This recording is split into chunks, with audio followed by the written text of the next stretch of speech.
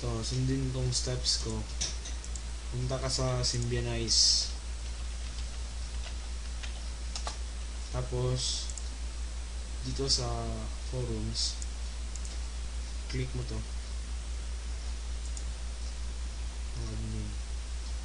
Ayan.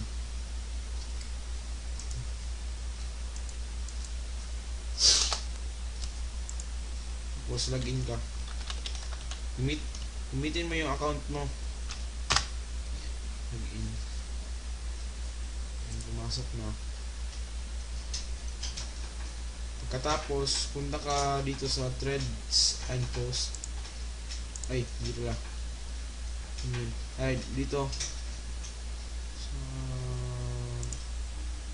Ito.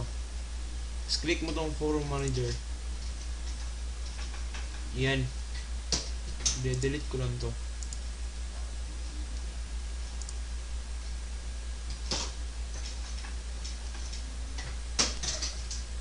Tapos, una, add a new forum. Tapos, basahin mo to, act as forum. Ino mo, kasi gagawa ka muna ng category. Post name mo. Kopyahin mo lang dito. Yan. Tapos, paste mo. Lagyan mo na lang ng Apparition PH Management. Yan. Tapos, save. Yan. May category ka na. Tapos, dito,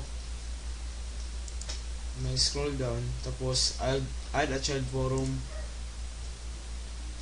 Tapos, copy mo na naman to. Tapos, Apparition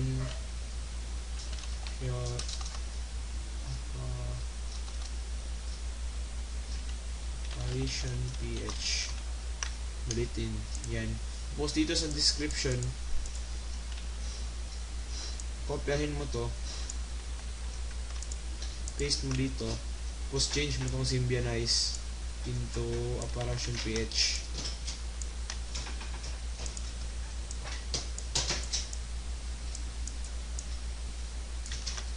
Tapos yung part dito, huwag mo nang galawin.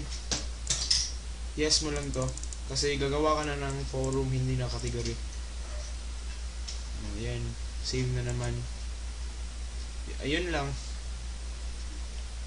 So, kopyahin mo lang yung iba. Tapos dito sa Apparition Page Management, gawa ka ng child forum. Yan, tapos lalabas yan dito. Yun.